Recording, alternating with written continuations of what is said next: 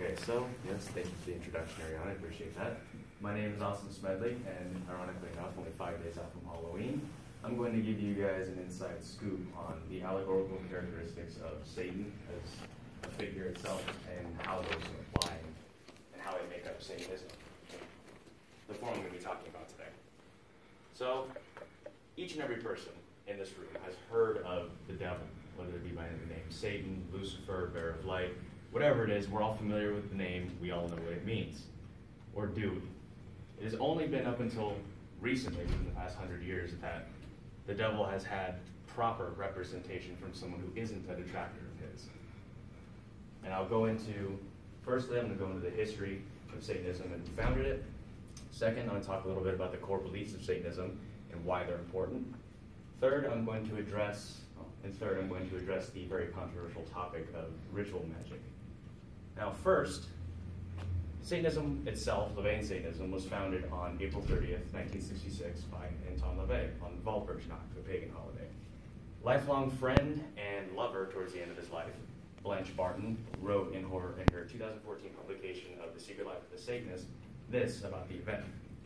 States, the new age of fire had been inaugurated, and though the ceremony on Walpurgisnacht in 1966 was a highly personal and private one, Anton would soon feel the tremors around the world that would produce around the world. How apt that statement was. Satanism, when it was initially founded, garnered a lot of media attention, especially drawing the attention of Marilyn Monroe and Jane Mansfield. Jane Mansfield even going so far as to become an official member and representative of the belief system up until her death in the 60s. But before Satanism was founded, what influenced Anton LaVey's thinking into founding the philosophy was, when he was younger, he worked as a carny.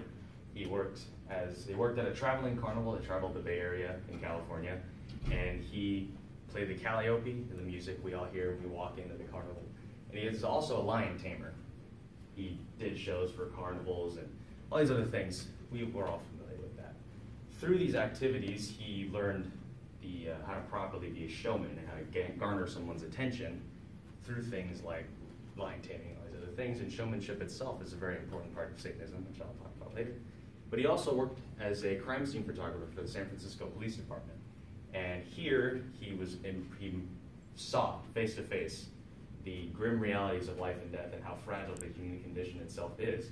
And this very much also influenced his founding of the Satanic philosophy. Now, onto the core beliefs of Satanism. After a brief meeting in 1995 with Anton LaVey, Marilyn Manson, shock rocker, we're familiar with his name, he said in his 1998 autobiography, The Long Hard Road Out of Hell, states, Satanism is about worshiping yourself because we're responsible for our own good and evil. Someone asked me to sum up Satanism very plainly, that's how I would do it. And to build on that, the Satanic Bible, which was founded in 1969, written by Anton LaVey, contains the 9 satanic statements, which are basically the commandments of Satanism, if you want to put it that way. And they go as follows. Number 1, Satan represents indulgence instead of abstinence.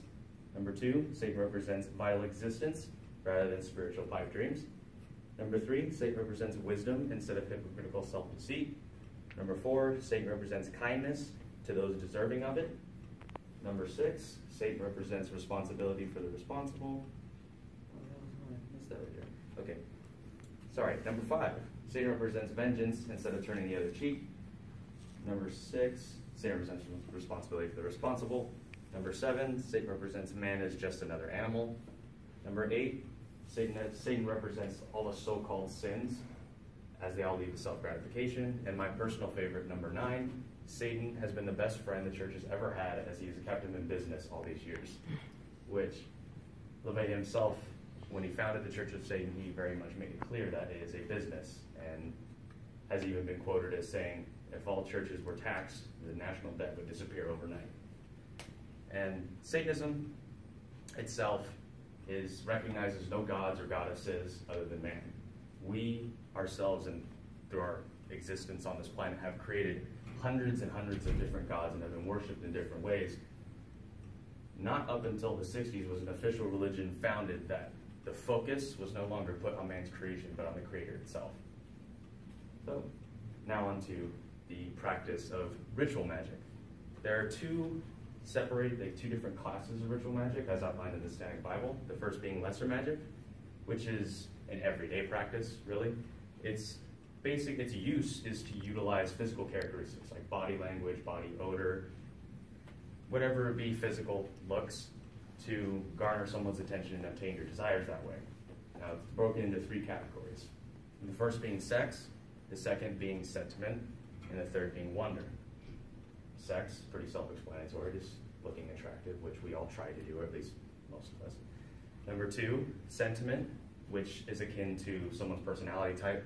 Someone who's shy, for example, you can use that shyness to gain someone's attention and pull them in that way, I guess you can say. And the third being wonder, which is also pretty self-explanatory. Wonder itself pertains to the mystery surrounding something or someone that you're not entirely sure of, and that wonder often is a big drawing principle. It draws you to it, and you can use that to gain whatever it is that you wish to gain. So lesser magic essentially is just the utilization of those three characteristics and those three principles and gaining your desires. Now on to a more exciting topic, greater magic, which is ritual magic. Ritual magic itself, its purpose, it's known as psychodrama. It's basically a form of personal therapy, and there's very little magic or spirituality involved. It's basically just a form of therapy. And there's also three categories as outlined in the Satanic Bible that address ritual magic. The first being sex, which is used to gain a lover of some kind or to bolster your confidence a little bit. The second is compassion, which is used to conjure up positive emotions, which we're all familiar with. Positive emotions, whether it be with just yourself, if you're the only one there, or the other practitioners present. Garnering those positive emotions and casting them out to whoever it is you wish to help, whether it be yourself or a desired subject, whatever it may be. And destruction is used, it's a symbolic curse, it's symbolic destruction.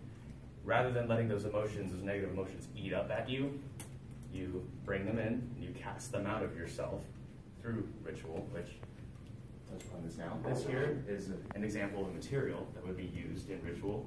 This is a black candle, one that I've used myself, and I consider it to be a relic. It's something that's very personal to me, but this is an example of what a material for a ritual would be. After that, of course, destruction, the symbolic destruction of a target, casting out negative emotions, getting them out of your system, and sending them off towards the person or persons who caused them in the first place. It should be said here that Satanism and Satanists by no means endorse blood sacrifice of any kind.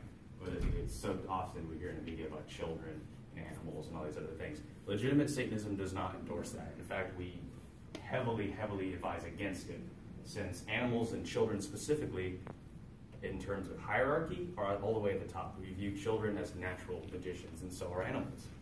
So we do not endorse in any way harming them in any way, shape, or form. So, now I touched upon a little bit of ritual magic, we're a little more educated at this point. In closing, I'd like to say that as a Satanist myself, my belief system has been mischaracterized and criticized unfairly and unjustified most of the time. And at this point, I was raised in a Christian household, and I was taught on a daily basis, church on Sundays, that who I was, what I believed in, was evil, satanic. My connection with the world around me, my instincts, and not fearing them or reviling them, I embraced the so-called carnal sin rather than rejecting it. And essentially, that's true. I did do that. And it turns out they were right. It turns out that what they told me was evil was in fact, by their definition, evil. But through Satanism, I have used it as a tool to unlock secrets in the world around me and in myself, and to inspire myself in ways that I never thought possible. After all, evil spelled backwards is live.